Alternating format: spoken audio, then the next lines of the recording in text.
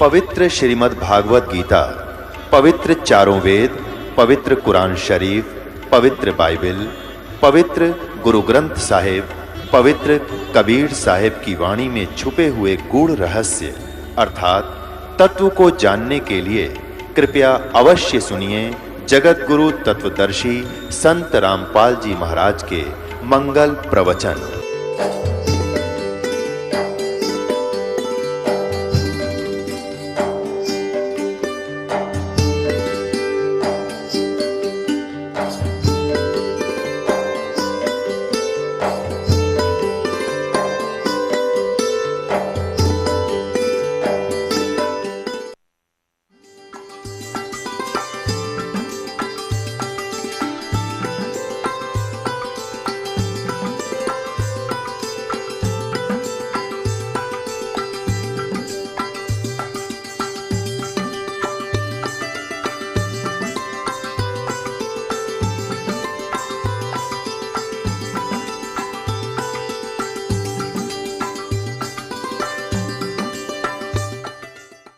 पुण्यात्माओं,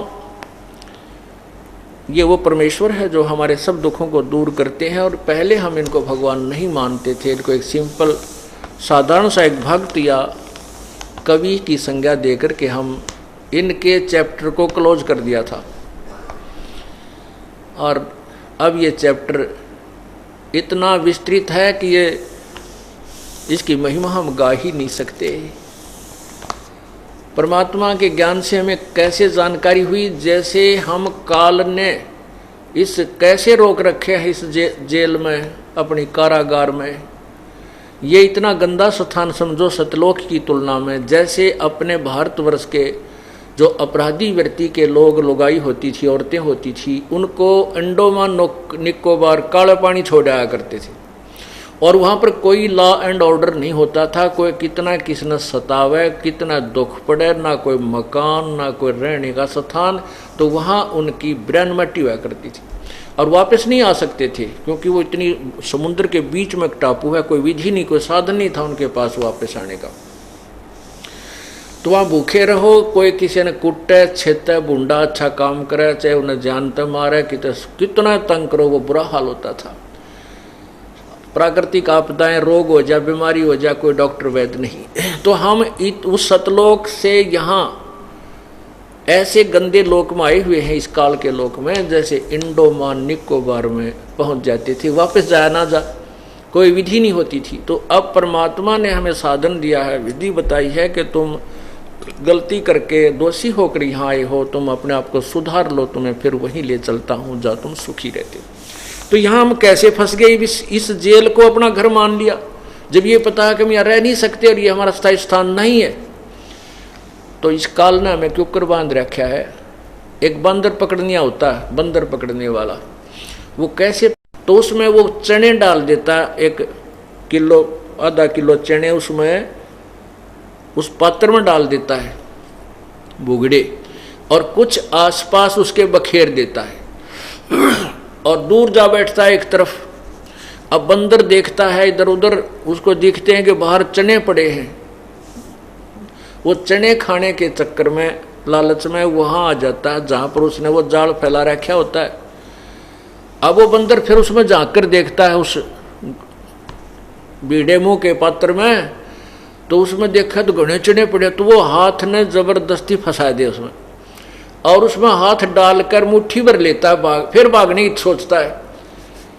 अब वो मुट्ठी भरने के बाद उसका हाथ हट गया, वो खुल नहीं रहा, बाहर नहीं आ रहा, मुंह मुट्ठी वो खोल नहीं। इतनी अकल कोई ना कि तू मुट्ठी खोल दे, इस चिड़िया ने छोड़ दे, वो लालच छूटे नहीं उस पर कति, उसके बस की बात नहीं कि वो मुट्ठी खोल दे, नहीं खोल सकता बंदर।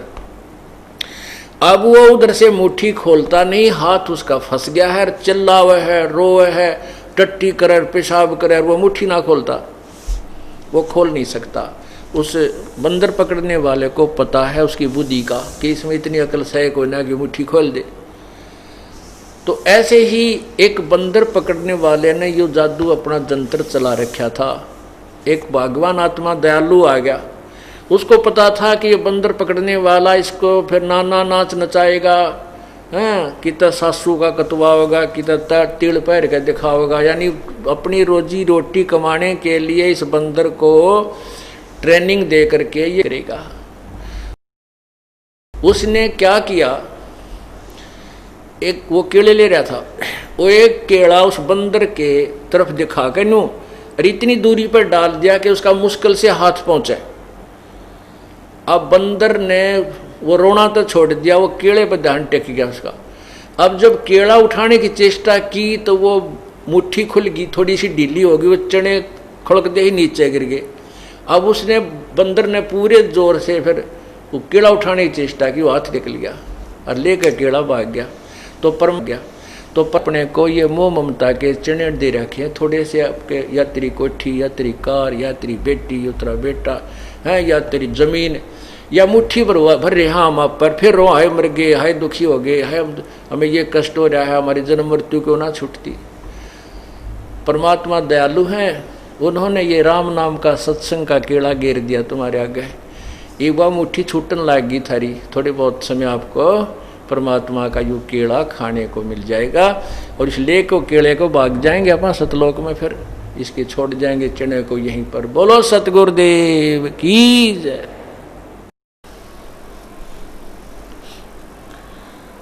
कर जोरूं विनती करूं, धरूं चरण पर शीस, गुरु राम देवानंद जी महाराज ने दिया नाम बख्शीश। कोटि कोटि सिजदा करूं, कोटि कोटि प्रणाम, चरण कमल में राखियो मैं, बांदी जाम गुलाम। अब गुण किए तो बहुत किए, करत न मानी आर, बावे बंदा बख्श दियो, बावे गर्दन उतार। अब गुण मेरे बाप जी, बख्शो गरीब नवाज, जो मैं पूत कपूत हूँ बोर पिता को लाज। मैं अपराधी जन्म का नक्सक भरे विकार, तुम दाता दुखी भंजना मेरी करो संभार।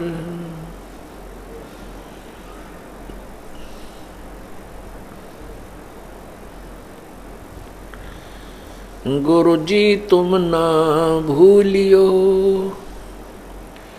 चाहे लाख लोग मिल जाएं, हमसे तुमको बहुत हैं, तुमसे हमको नहीं।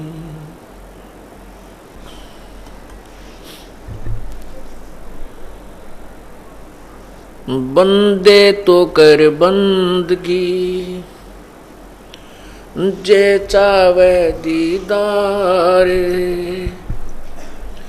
अवसर मानुष जन्म का मिले न बारंबार। मानुष जन्म दुर्लभ है भाई, मिले न बारंबार। तरवर से पत्ता टूट गिरे वो बोहर न लगता डारे।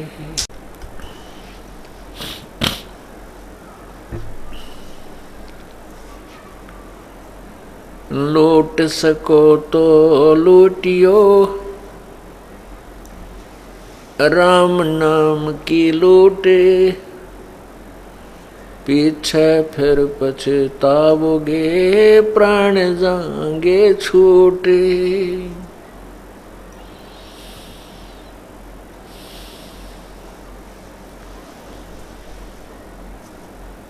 कभी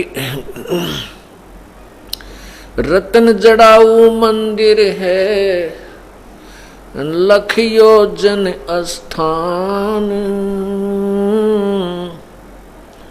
साकिट सगाना बैठियो, चाहे हो इंद्र समान।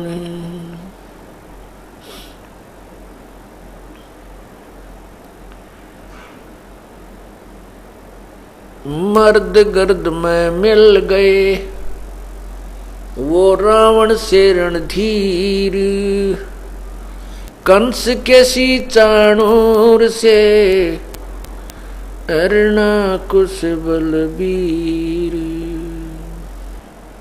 तेरी क्या बुनियाद है,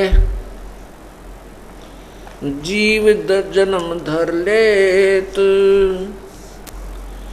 गरीबदास हरि नाम बिना, खाली पड़ सीखे तो। परमपिता परमात्मा सारी सृष्टि के रचनहार कुल मालिक कबीर परमेश्वर की असीम कृपा से ये शुभ समागम पूर्णिमा पर्व चल रहा है।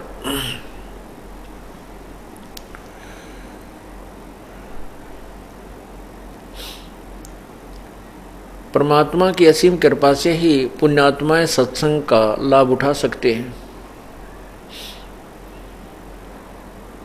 जिन पुण्यात्माओं को रह रहकर परमेश्वर के चरणों में आने का सुअवसर प्राप्त हो रहा है, उनके ऊपर परमात्मा विशेष प्रसन्न है।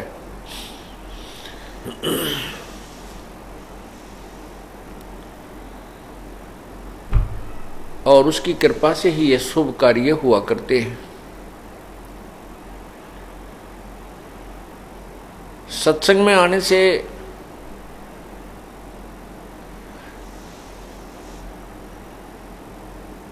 इस प्राणी को ये ज्ञान होता है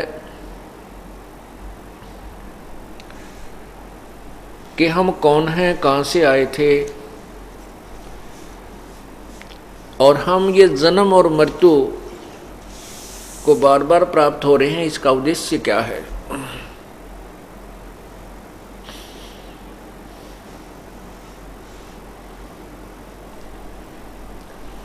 जैसा कि आपने सुबह के सत्संग में सुना था कि हम यहाँ काल की जेल में बंद हैं, कारागार में बंद हैं,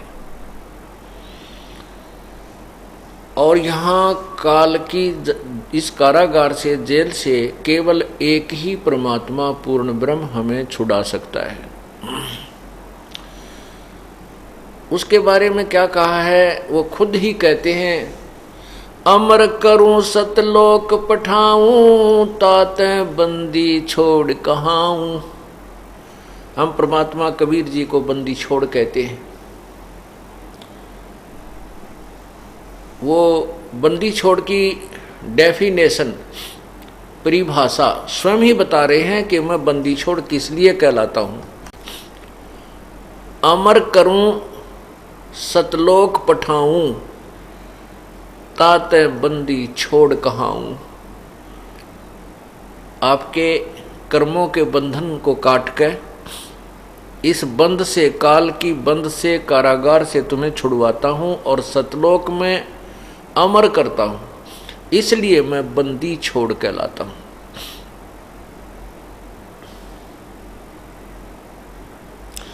इसके अतिरिक्त कौन कौन कैसे कैसे भ्रम भटक रहे हैं उसके विषय में बता रहे हैं। पार किने ना पाए संतो, पार किने ना पाए, पार किने ना पाए संतो, पार किने ना पाए। युग 36 रीत ना जानी, ये ब्रह्मा कमल भुलाए संतो, पार किने न पाए। 4 अंड ब्रह्मांड रचाने, कूरम धौल धराए, कच्छ मच्छ शेषा नारायण, सैंस मुखी पद गाए।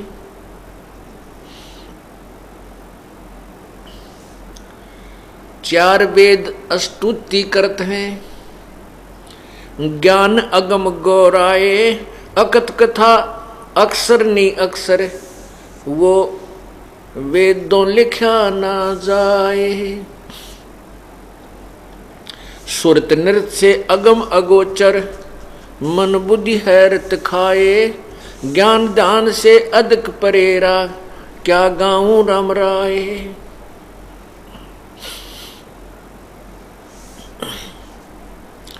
नारद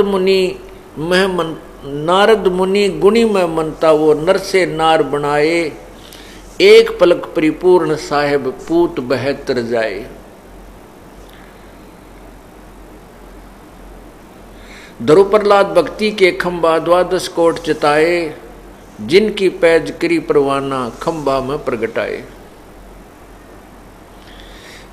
रावण शिव की भक्ति करी थी, 10 मस्तक धर ध्याये, राज पाकर गए रसातल, जिन कैलाश हलाए।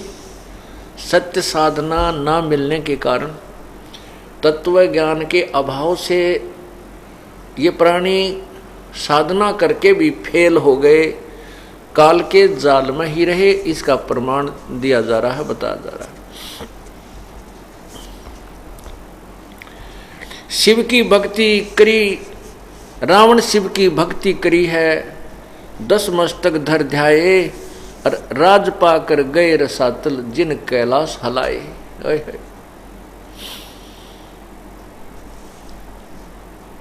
बलि को यज्ञ पुराजी 52 द्वारे आए, 3 लोग त्रिपेंड करिए, जिन ऐसे चरण बढ़ाए। पंच बरतारी की पत राखी, सीता कलंक लगाए, अंत चीर चिंतामणि साहेब, चिंतामणि की ने शोभा कही ना जाए।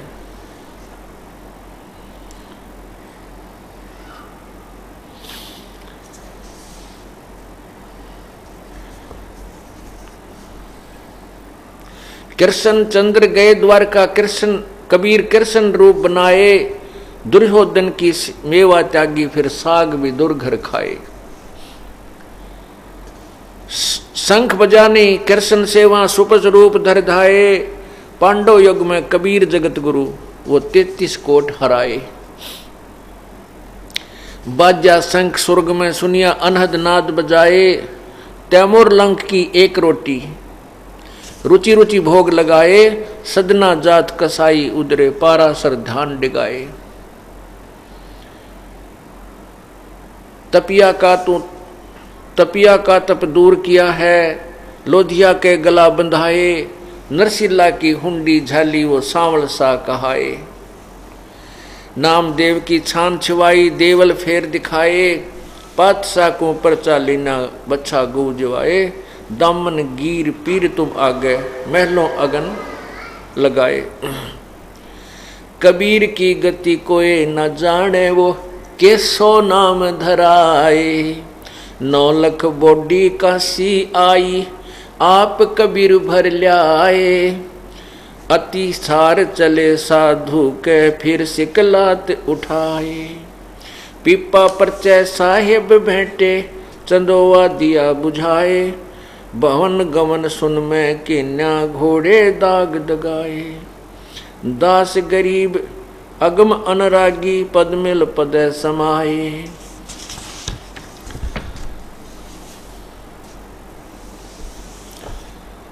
अब इसमें क्या बताया है कि पूर्ण परमात्मा की यथार्थ साधना न करने से कैसे कैसे इंसान साधक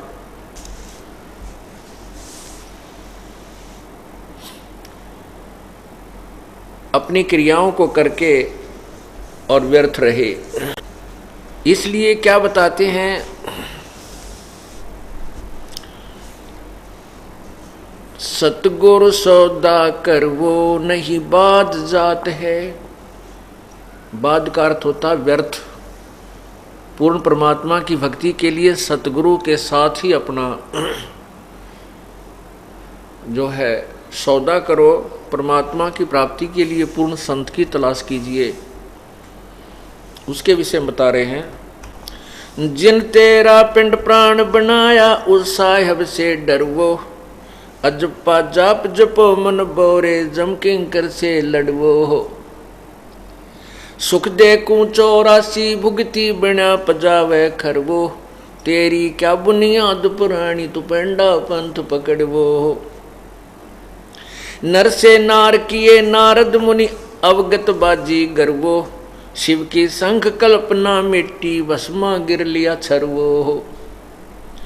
अंत चीर चिंतामणि किन्ने द्रौपदी पीतांबर वो। दुशासन का मान मुआ है उद्बुद देख लहर वो। अजामेल गण का कहला रह गई अयोध्या तरवो। वाल्मीकि का शंख बजाया जहाँ 12 कोट विपरवो हो। केसो नाम कबीर के आए 9 लाख बॉडी भरवो। काशी धाम कबीर कल्पना गई विपर सब टरवो हो। गगन मंडल के मध्य महल है जहाँ मूरत अजर अमर वो। दास गरीब कबीर साहेब मिले परम पदी हर वो।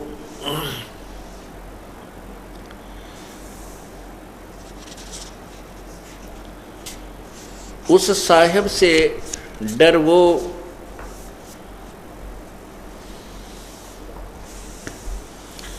जिन तेरा पिंड प्राण बनाया। उस साहेब से डर वो और अजप्पा जाप जपो मन बोरे जम किंकड़ से लड़वो।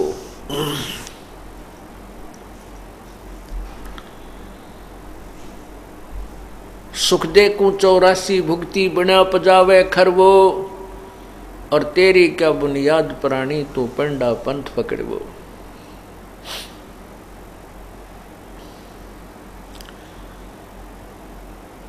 परमपिता परमात्मा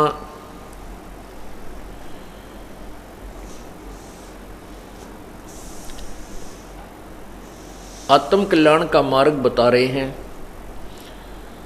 हमें समझाने की चेष्टा कर रहे हैं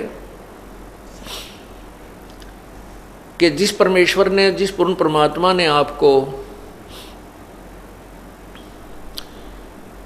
ये सुंदर शरीर दिया, उस परमात्मा से डर और उस परमात्मा से डर के परमात्मा की भक्ति करो।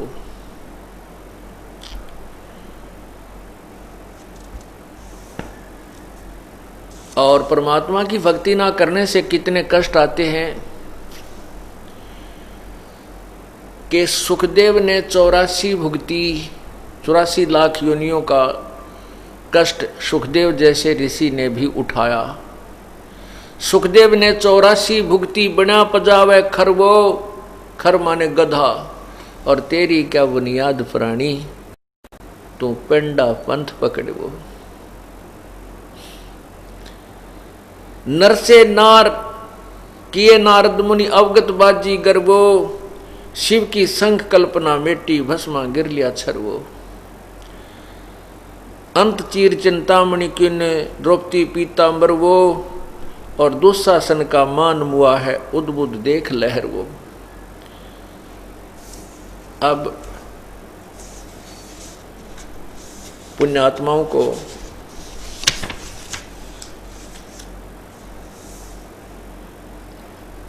सत्संग में आने से ज्ञान होता है कि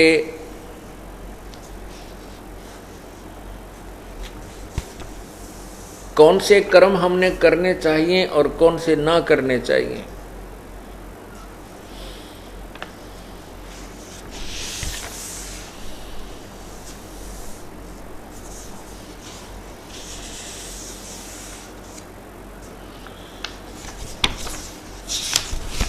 जब तक हम सत्संग में नहीं आते तो अपने जो भी क्रियाएं हम कर रहे होते हैं उसी को सही मानते हैं। अब ये तत्व ज्ञान का विद्यालय है और आपको इस विद्यालय में प्रवेश प्राप्त हो चुका है। इसको अब अच्छी तरह समझना है, ग्रहण करना है। ये तत्व ज्ञान जिसमें आप ग्रहण कर लोगे, आपके हृदय में समा जाएगा, फिर आप भक्त बनोगे फिर आप सच्चे श्रद्धालु बन जाओगे, फिर आप किसी के डिगाए नहीं डिग सकते।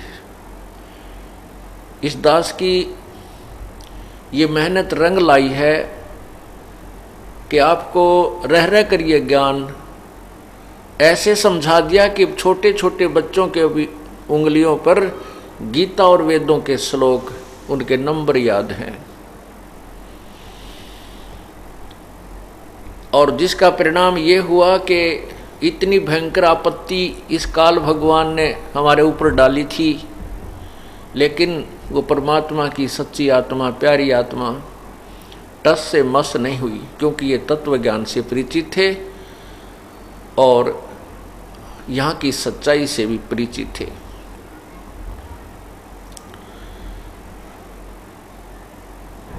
अब जैसे हम भक्ति भी करते हैं और उस भक्ति से कोई लाभ होना नहीं, उसके करण का कोई फायदा नहीं, नो यूज एट ऑल, उसका कोई फायदा नहीं, किसी कीमत पर भी उसका कोई लाभ नहीं।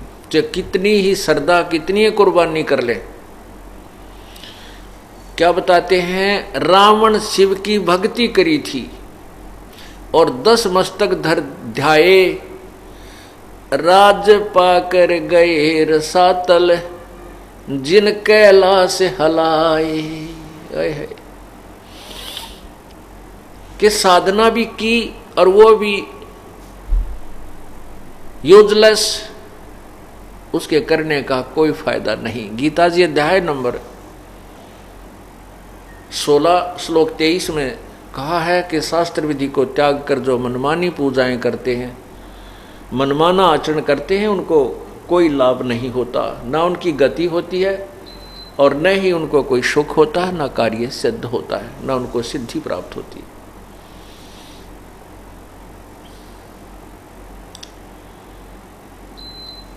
फिर गीता अध्याय नंबर 7 के और श्लोक 12 से 15 में तीनों गुणों, रजगुण ब्रह्मा, सतगुण विष्णु, तमगुण शिव जी की भक्ति को व्यर्थ बताया है। इसी का परिणाम स्वरूप रावण ने अपने नीम हकीम गुरु से ज्ञान हुआ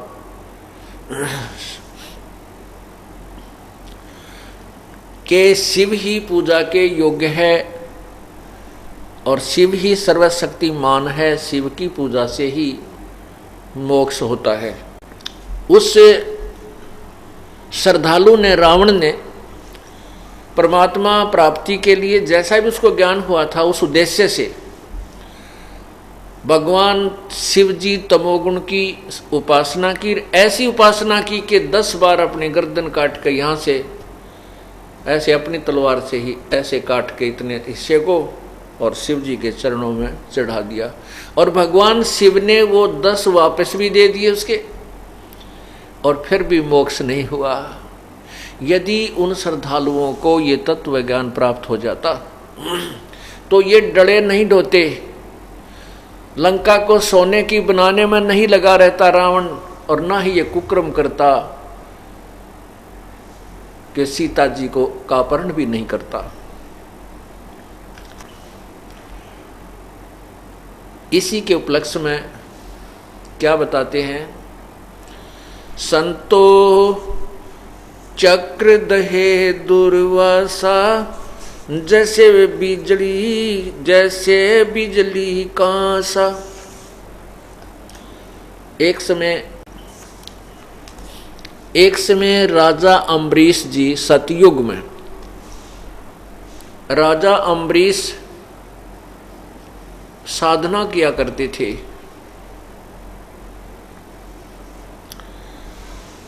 और वो भगवान विष्णु के उपासक थे। जैसा भी उनके गुरुदेव ने बताया था, उस आधार से वो उस भगवान विष्णु की साधना कर रहे थे। एक दिन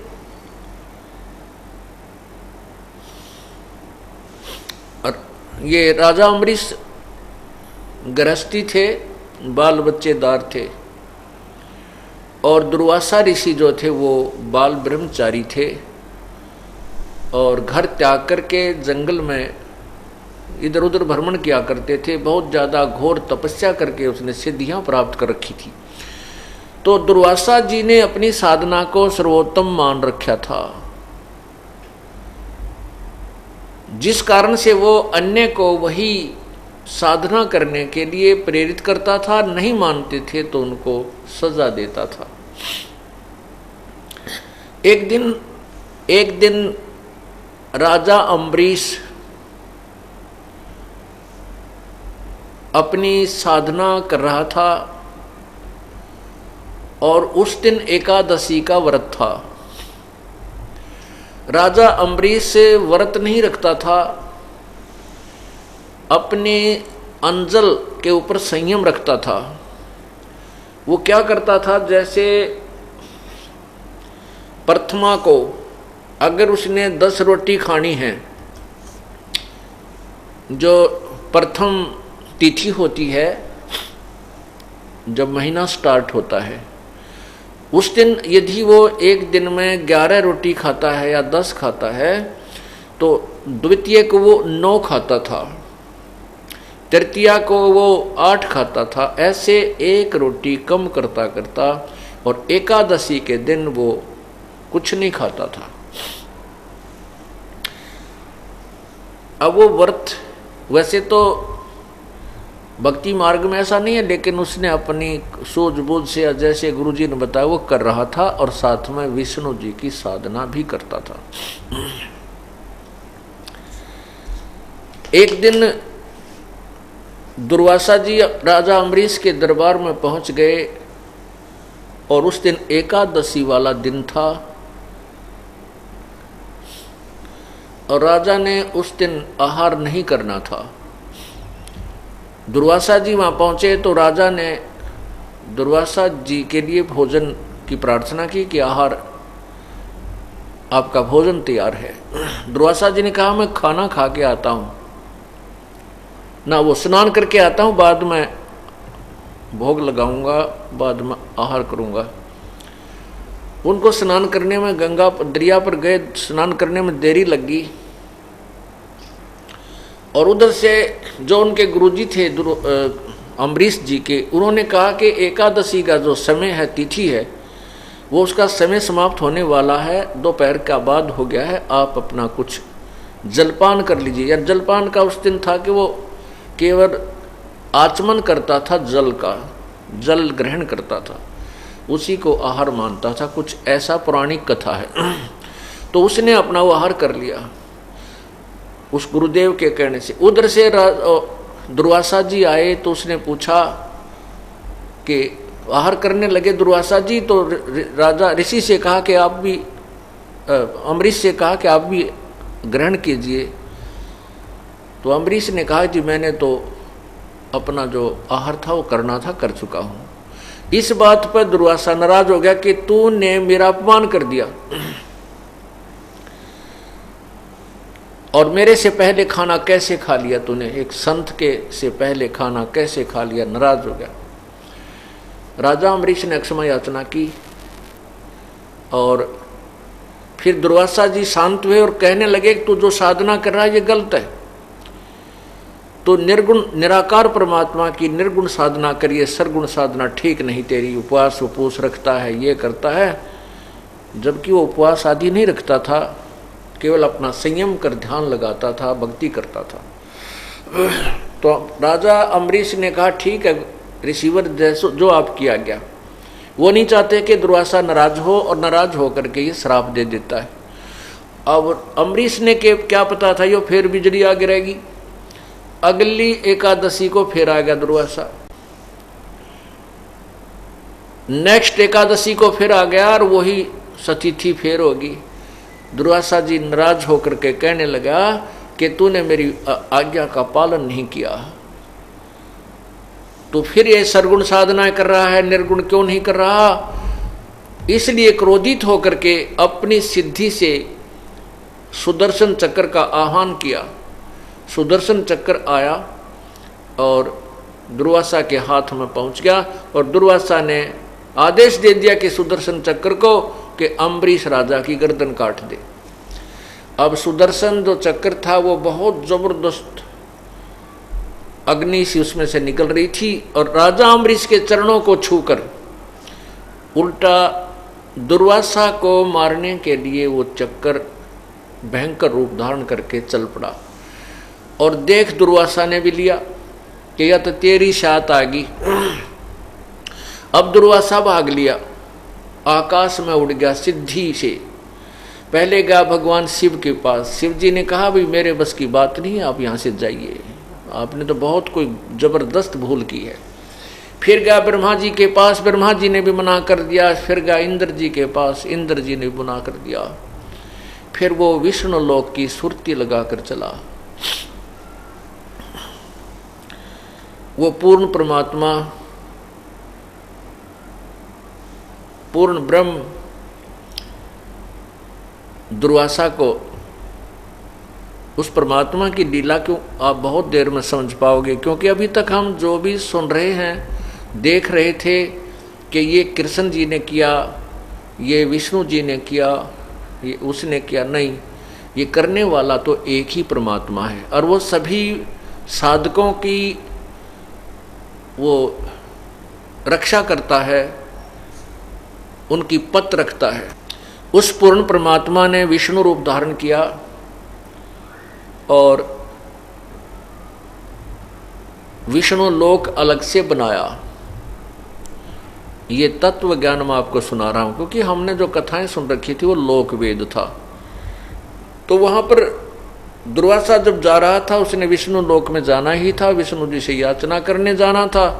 तो विष्णु जी के दरबार में वो पहुंच गए, अर्थात वहां बैठे पूर्ण परमात्मा थे, विष्णु रूप दिखाई दे रहा था। परमेश्वर कहते हैं सो छल छिद्र मैं करूं अपने जन के काज, और हिरण्यकशिपु जो मार दूं मैं भी नरसिंह धर लूं साज। तो वहां पर 33 करोड़ देवता बैठे थे, 88,000 ऋषि विद्यमान थे, दरबार लगा हुआ था। दुर्वासा जी इतने भयभीत थे कि जरा सी भी देरी होगी तो ये सुदर्शन चक्र तुझे मार डालेगा। पीछे देख रहा है और भाग रहा है, पीछे देख रहा का बहुत स्पीड खींच रहा है। जब दरबार में बढ़ा तो एकदम सभी की दृष्टि पड़ी कि दुर्वासा जी की ये हालत कैसे होगी। ये तो बहुत जबरदस्त तोब है, इसके सामने तो सभी कांपते थे, आज ये कैसे डरकर भागा हुआ है। तो सामने देखा तो चक्र सुदर्शन भी उसके पीछे पीछे आ रहा है। पूर्ण परमात्मा विष्णु रूप में विद्यमान थे और उस पूर्ण परमात्मा के सामने सुदर्शन चक्र 10 कदम दूर यानी 50 फुट की दूरी पर ऐसे खड़ा हो गया और लपटें ऐसे निकल रही थी। और दुर्वासा जी एक बार सुदर्शन चक्र को देख रहा था, दूसरी ओर विष्णु रूप में विराजमान परमात्मा को बंदगी कर रहा था, प्रार्थना कर रहा था कि मुझे बख्श दो।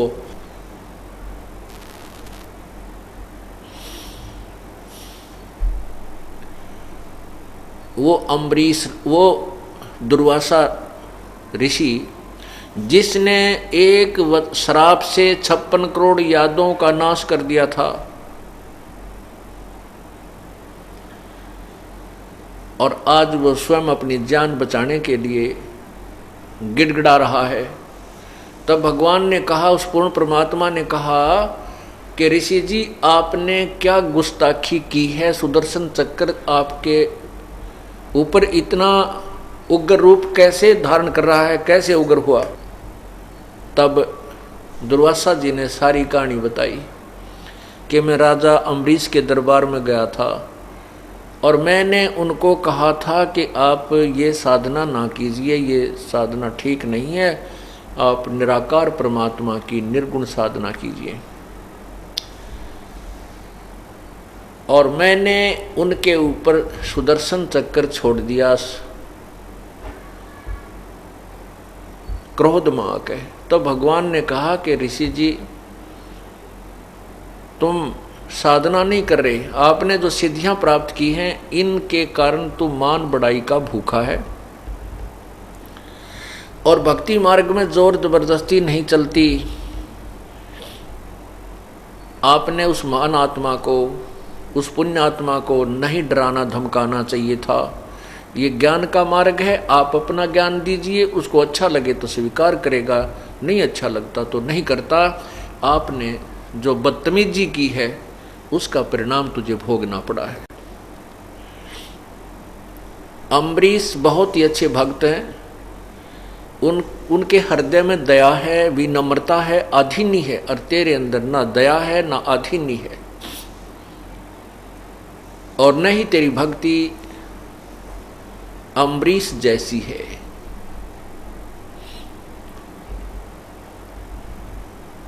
तो फिर क्या कहा कि आप वापस जाइए, राजा अम्बरीश के चरणों में शीश रगड़िए और वो कृपा करेंगे तो तेरी जान बचेगी, अन्यथा नहीं। अब मरता क्या नहीं करता है। वो दुर्वासा जी भगवान का आदेश पा करके वापिस आया, अम्बरीश के चरणों में शीश रख दिया और कहा मेरी जान बख्श दो, मुझसे गलती होगी, मुझे क्षमा कर दो। फिर भी वो महान आत्मा राजा अम्बरीश कहने लगा, हे रिसीवर, मैंने कुछ नहीं किया, मैं तो आपका दास हूं, आपका किया हुआ ही आपको मिला है। और कहने लगे कि ये भक्ति का मार्ग है, इसमें अंडीपना नहीं चला है, इसमें आधीनी चलेगी। आप अभिमान में बहुत चूर हो गए थे, परमात्मा ने तेरे इस अभिमान का नाश करने के लिए ये सब लीला की है। तो पुण्यात्मा, अब विचार करना हम कहाँ ले जाना चाहते हैं इस पूरी कहानी को, अब आगे बताएंगे। पहले ये वाणी सुनाते हैं। संतो चक्र दहे दुर्वासा, जैसे बीजल कासा, अम्बरीक के द्वारे आए किया ज्ञान प्रकाशा, चक्र सुदर्शन चोट चलाई, भई ऋषियन को त्रासा, तीन लोक में विचरत डोले, मिटा न मन का सांसा, ऐसे ऋषि दिल बेदुन लागी, जो जल दहा जीवासा, काल स्वरूप कलंदर देवा, 56 कोट किए नासा, जादो वंश अनसनी राख्या, जो जल बीच पतासा, अम्बरीक राजा राजधानी, घोरे व्रत उपासा, जा पर चक्र चोट नहीं चाले, पद में लिया निवासा, पूर्ण ब्रह्म कचैड़ी पहुंचे, सुना दिग्विजय रासा, मति के हीन दीन हो चालो, तुम ऋषियन मान पियासा। 33 कोट जहां बैठे वहां 88 हास्या, अम्बरीश के द्वारे जाओ, कर बंधन कर दासा, अंत कोट जुग ध्यान दर्श कर, 6 ऋतु 12 मासा, दास गरीब विष्णु न्यो भाख्या, दास गरीब परमेश्वरियों भाख्या, निध सुमरण कर श्वासा। अब क्या बताया है कि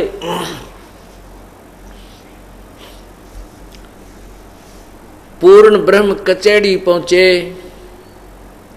फिर सुना दिग्विजय रासा, और परमात्मा ने बोले उस दुर्वासा जी को, मति के हीन दीन हो चालो, तुम ऋषियन मान पियासा, कि ऋषि जी तेरे अंदर भक्ति नहीं है, तू तो मान बढ़ाई का प्यासा है, तूने मान बढ़ाई की भूख है, तू भक्ति के निकट भी नहीं है। और हे मति के हीन मंदबुद्धि के व्यक्ति, दीन हो चालो, भक्ति में आधीनी सर्वप्रथम है। आधीनी के पास है ये पूर्ण ब्रह्म दयाल, मान बढ़ाई मारियो, बेअदबी सिर काले। फिर क्या बताते हैं कि 33 कोट जहां ऋषि बैठे, 33 कोट जहां देवा बैठे, 88 हास्या, 33 करोड़ देवता बैठे नजर आ रहे थे, और 88,000 वो ऋषि। जब दुर्वासा की ये दुर्गति देखी तो कहते हैं 88,000 ऋषि भी खूब जोर से हंसे, उसका जलूस निकल रहा था राजा अम्बरीश के कारण दुर्वासा जी का। अम्बरीश के द्वारे जाओ कर बंधन कर दासा। राजा अम्बरीश के द्वारा जाके उसको हाथ जोड़कर आधिनी के से याचना कर, तब तेरी जान बख्शेगा। अंतकोट जुग ध्यान दर्श कर छह ऋतु 12 मासा। कहते थे कितने युगांती तू साधना कर ले और कितने कठिन से कठिन भक्ति कर ले, लेकिन उस सत्य साधना के बिना तेरा छुटकारा नहीं। दास गरीब प्रभु यूं भाख्या, ऐसे कहा निज सुमरण कर श्वासा, के वो निज सुमरण यथार्थ भक्ति सत्य नाम का श्वासों के द्वारा सिमरण कर, जब तेरा कल्याण होगा। और नहीं तो कितने अनंत करोड़ युग तक तू भक्ति अन्य साधना करता रहे, तेरा मोक्ष नहीं है। अपने आत्मा अब यहाँ दुर्वासा जैसी तोब भी राजा अम्बरीश के दरबार में नतमस्तक हो गई। इससे सिद्ध है कि अम्बरीश राजा जो था वो विष्णु यहाँ के जो साधना है 3 लोक की, वो बहुत ही अच्छा साधक था। और फिर क्या होता है, अब तत्व ज्ञान इसका निर्णय करेगा। राजा अम्बरीश वो साधना करके सतयुग में, त्रेता युग में, उसमें फिर अपने स्वर्ग में गया, महास्वर्ग में गया, ब्रह्मलोक में गया, वहाँ सब साधनाएं अपनी खत्म करके विष्णु लोक आदि में वो फिर दोबारा जन्म को प्राप्त हुआ। वही राजा अम्बरीश त्रेता युग में राजा जनक हुए, और राजा जनक के रूप में जब वो थे तो सुखदेव जैसे ऋषि ने भी उनको गुरु धारण किया, गुरु बनाया। और तब सुखदेव ऋषि जी विष्णु लोक में पहुंचे, स्वर्ग प्राप्त हुआ। अब इस काल का कैसा भयंकर जाल है। अब वही राजा जनक अपने यहाँ साधना बहुत करता था, यज्ञ भी बहुत करता था, अपने पुण्य के परिणाम स्वरूप स्वर्ग पहुंचा, विष्णु जी के लोक पहुंच गया। वहां अपने पुण्यों को फिर खत्म करके वो कलयुग के अंदर श्री नानक जी रूप में अवतरित हुए, जन्म हुआ। और नानक जी के रूप में जब वही पुण्यात्मा राजा अम्बरीश वाली यहाँ जन्म हुआ था, तो उस समय पूर्ण परमात्मा कबीर देव, कबीर प्रभु उनको बेई नदी पर मिले थे। और श्री नानक जी को नदी में डूबने का बहाना करके सतलोक लेकर गए थे। सचखंड में जाकर के उस वास्तविक प्रभु यानी अपने ही स्वरूप से परिचित कराया था। उसके बाद राजा अम्बरीश वाली वही आत्मा श्री नानक जी के रूप में प्रभु की शरण में आई और सत्य साधना की, सतनाम का जाप किया,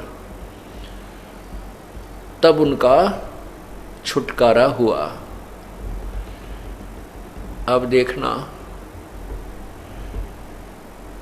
पुण्यात्माओं जो साधना हम करते हैं वो साधना वही होनी चाहिए जिससे हमारा मोक्ष हो। अन्यथा जैसा आप कर्म कर रहे हो वैसा फल तो मिले ही मिलेगा, लेकिन उसका कोई लाभ नहीं। जैसे कोटि जन्म तोय भर मत होगे, कुछ ना हाथ लग्या रे, कुकर सुकर खरबया बोरे, कौआ हंस बुगारे। कोटि जन्म तू राजा की ना मिटी न मन की आशा, भिक्षुक होकर दर दर घूम लिया, ये मिला न निर्गुण रासा। इंद्र कुबेर ईश की पदवी, ब्रह्मा वरुण धर्मराया, विष्णुनाथ के लोक को जाके फिर भी उल्टा आया।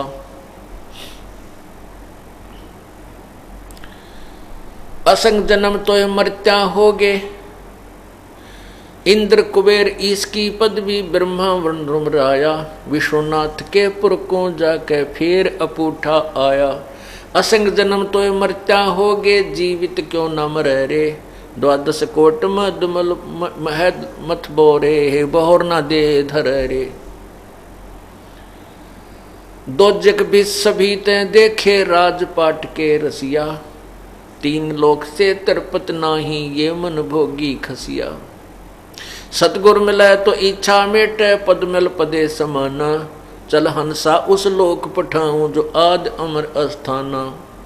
चार मुक्ति जहाँ चंपी करती, चार मुक्ति जहाँ चंपी करती, माया होरी दासी। दास गरीब अभय पद पर से, वो मिले राम अविनाशी। अब देखो राजा अमरीश जैसी पुण्यात्मा कितनी अच्छी साधना करते थे और बहुत ही नेक आत्मा थे, राजा होते हुए भी, और परमात्मा की भक्ति में बहुत ज़्यादा ध्यान था, बहुत पुण्य किए, यज्ञ की, उसका परिणाम मिला, अच्छा जन्म भी मिला, ऊपर अच्छे लोकों में भी रहे। फिर राजा जनक बने। राजा जनक अर्थात राजा भी हुए, भक्ति भी करते रहे, फिर स्वर्ग गए। स्वर्ग में अपने पुण्यों को क्षीण करके वो फिर क्या बने? एक सिंपल मैन, एक साधारण व्यक्ति का जन्म हुआ, श्री नानक जी। लेकिन उस समय वो जो यज्ञों का जो पुण्य था, जो साधना उन्होंने की हुई थी, वो अक्षीण हो चुका था। पहले हजारों की संख्या में, लाखों की संख्या में नौकर होते थे, सैनिक होते थे। राजा अम्बरीश वाली आत्मा अर्थात राजा जनक वाली आत्मा के साथ, गुरु नानक जी वाली आत्मा के साथ। अब पुनों के अक्षीण हो जाने के बाद श्री नानक जी स्वयं नौकर लगते हैं एक नवाब के मोदी खाने के अंदर। लेकिन उस पुण्यात्मा का जो कभी ना किसी समय में, किसी युग में उस पूर्ण परमात्मा से संपर्क अवश्य रहा, और उस समय चाहे वो 1 वर्ष, 2 वर्ष, 3 वर्ष, 4 वर्ष प्रभु के चरणों में रह करके सत साधना अवश्य की हुई होती है, वही पुण्यात्मा आगे चल के प्रभु के चरणों में आता है।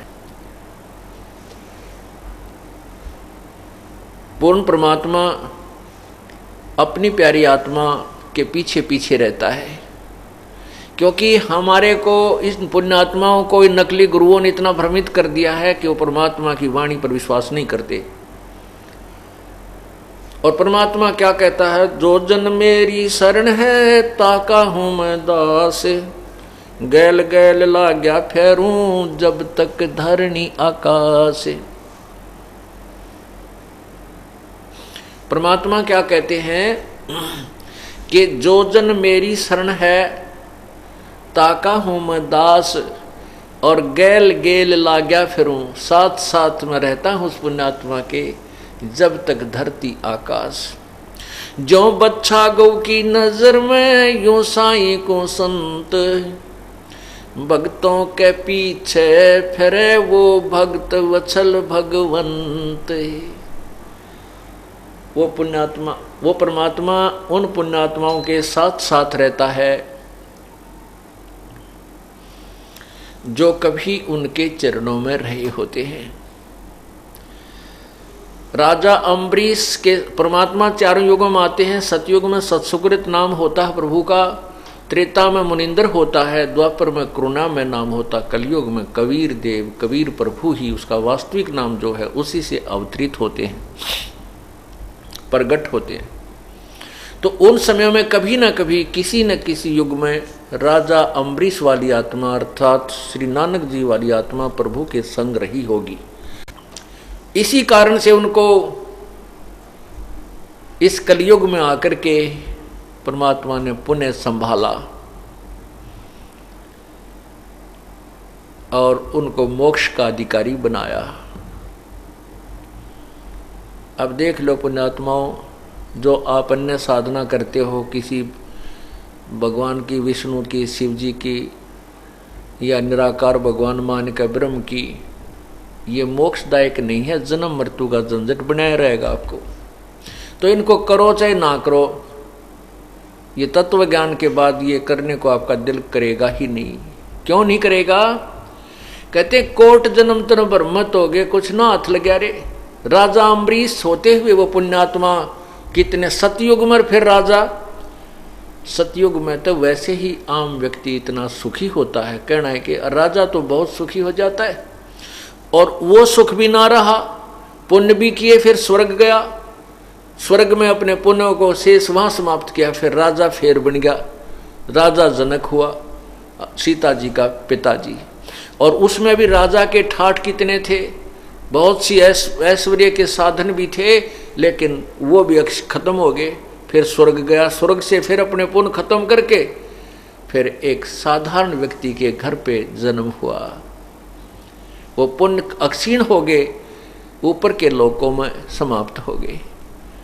और फिर क्या हो गया, अगर उस समय परमात्मा ना मिलते तो नानक जी भी एक अपने उस जीवन को व्यर्थ करके फिर ना जाने कौन सी योनि में चले जाते। लेकिन नहीं, ये जो सतनाम आपको मिला है, सतनाम, और इस सतनाम को मिलने के उपरांत आपको सारनाम नहीं मिला और आपकी मृत्यु होगी। आपको न जाने कितने जन्म मनुष्य के मिल जाएंगे, मोक्ष नहीं है, मनुष्य के जन्म मिलेंगे, अच्छे से अच्छे जन्म मिलेंगे। और फिर आपके ये दोनों मंत्रों की कमाई जब समाप्त हो जाएगी, आप फिर सिंपल मैन बनोगे, साधारण व्यक्ति के घर में जन्म होगा। और उस समय ये दयालु परमात्मा फिर आपको अवश्य संभालेगा, आपको 84 लाख योनियों में नहीं जाने देगा, शीघ्र सी नहीं जाने देगा। यानी फिर हम बिल्कुल नहीं सुनेंगे, वो बात है अलग। तो पुण्यात्मा ये भी कच्चा काम रह जाएगा यदि सतनाम ही प्राप्त हो गया और आपकी मृत्यु होगी। सारनाम योग्य नहीं बने, नखरे करते रहे। अब क्या देखता है ये दास, नाम ले गया था जी पिछला महीने और नाम खंडित हो गया, पहला नाम लिया था दोबारा लूंगा। अच्छा भाई, क्योंकि पहले मंत्र वाला तो गलती कर सकता है, क्योंकि वो तो एकदम नया बच्चा होता है, पहली कक्षा का बालक होता है, हो जाता है खंड। लेकिन नहीं होना चाहिए, कोशिश करे कि जो काम करने लग गए उसको पूरा ही किया जाना चाहिए। तो फिर दोबारा उपदेश ले लेता है, फिर 4 महीने के बाद उसको सतनाम भी प्राप्त हो जाता है। सतनाम लेने के बाद फिर 6 महीने के बाद फिर कह जी नाम खंडित हो गया मेरा, तो ऐसा हो गया वैसा हो गया। अच्छा भाई, 1-2 साल के बाद फिर कहेगा जी मुझे शंका है, मेरा शायद नाम खंडित हो गया, और करे बिना रहता नहीं, आप गलती अवश्य कर देता है। तो पुण्यात्मा कोई बात नहीं, अब परमात्मा ने आपको पार करना है। ये अब बैन उठ गया है, कलयुग में ये समय आ गया है कि सभी प्राणी जो इस तत्व ज्ञान को ग्रहण करके इस मार्ग पर लग जाएंगे, सभी पार हो जाएंगे। लेकिन पार होंगे वो जो बार बार ये अपने नाम को खंडित ना होने देंगे। अब क्या देख रहा है ये दास, जिन 10-10 साल नाम लिया न हो गया, तीनों मंत्र प्राप्त हो गए, वह भी नो कह दे मेरा तो नाम खंडित हो गया जी, ऐसे गलती बन गई। तो भाई ये पार होने के लक्षण नहीं है आपके, बहुत सावधान होना पड़ेगा। क्यों? हाँ, इतना है कि परमात्मा दयालु हैं, इन्होंने बहुत ज़्यादा कंसेशन दे दी है कि कोई बात नहीं, इस बूढ़े कलयुग में, इस घोर कलयुग में ये गलती हो ही जाती है। लेकिन आपका जान का समय आ गया और उससे 1 महीने पहले फिर कह दोगे मेरा तो नाम टूट गया, ये कोई बात हुई नहीं। सावधानी बरतो। अगर आदमी 2 वर्ष 3 वर्ष 4 वर्ष के बाद भी दृढ़ नहीं होता है, फिर मोक्ष नहीं हो पाएगा आपका, बहुत सावधानी करनी पड़ेगी। अपरमात्मा कहते समझा है तो सिर दर पाओ, बहुर नहीं रे ऐसा दाओ। तो पुण्यात्मा जो ये दास आपको कह रहा है, फिर आपके साथ क्या होगा? जिनको सारनाम भी प्राप्त हो गया है उनकी गिल्ला के बनेगी, उनको और कुछ कंसेशन भगवान देगा, लेकिन मोक्ष नहीं होगा। ये मत समझना कि सार नाम मिल गया अब पार हो गए, नहीं, इसकी भी कमाई करनी पड़ेगी, आपने अंतिम श्वास तक करनी पड़ेगी। उसके साथ क्या बनेगा कि आप मोक्ष की मृत्यु होगी, सारनाम की कमाई पूरी बनी नहीं, तो फिर आपको तुरंत ही मनुष्य जन्म मिलेगा।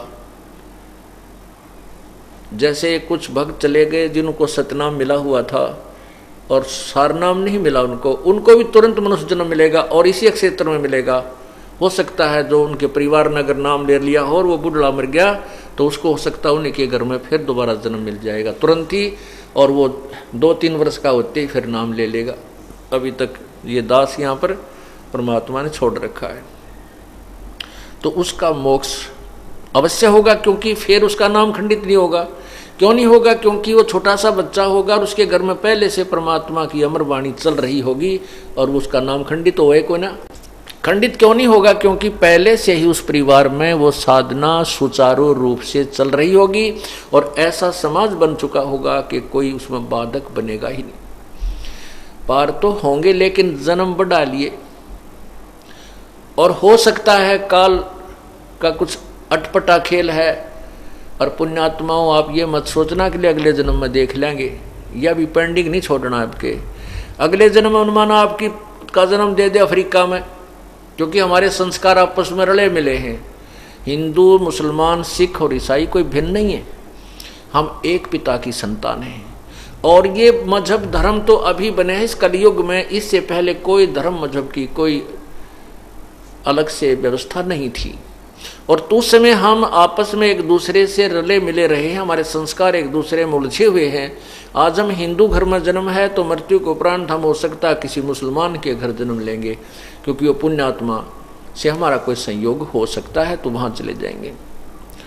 तो वहाँ फिर कौन समझाओगा आपको इस तत्व ज्ञान को? ऐसे कट्टरपंथी बन गए हैं। तो इस प्रकार आपका बहुत सौभाग्य है कि आपको पहले तो जन्म हिंदुस्तान में और फिर हिंदू धर्म में। हिंदू धर्म में अभी इतना कट्टरपंथ नहीं आया है जितना कि अन्य धर्मों में प्रवेश कर चुका है। वो तो एक शब्द भी सुनकर सुनने को तैयार नहीं है।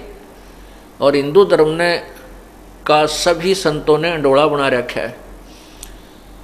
कोई फलाना पंथी, वरना कितने तक गुरुओं के पंथी इस हिंदू समाज के अंदर न्यारे न्यारे बना डाले। पहले तो हिंदुस्तान, दूसरे हिंदू धर्म के अंदर आपका जन्म,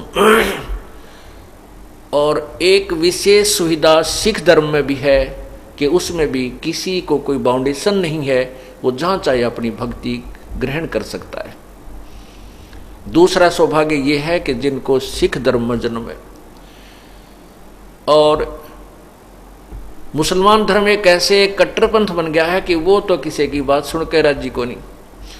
हम इसमें आगे ना चल करके वापस आते हैं कि मान लीजिए आपका ये जन्म मनुष्य का भी हो गया और हो गया मुसलमानों में, तो फिर वो आप इस मार्ग को ग्रहण करने से वंचित रह जाओगे, क्योंकि वहाँ की मर्यादाएं बहुत कठिन बना दी गई है। अब क्या होगा कि मान लीजिए जैसे जिसको सारनाम मिल गया है और उसका मोक्ष मृत्यु हो जाती है, पार नहीं हो पाया, तो दूसरा जन्म होगा, मनुष्य का ही होगा। लेकिन ये आवश्यक नहीं है।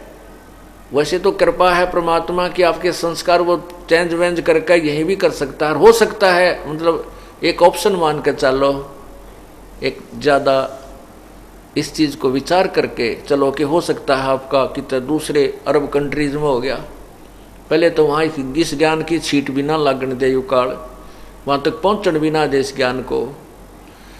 और फिर वहाँ आप मनमाने कोई देश के राष्ट्रपति बन जाओ, फिर आपने भक्ति की आवश्यकता है कोई ना, वहीं अपने उन जो भी वहाँ की साधना उसी में लीन रहोगे और ये सोचोगे कि इसी साधना से मुझे ये मौज हो रही है। नहीं, वो साधना न्यारी है जिससे आपकी मौज हो रही है।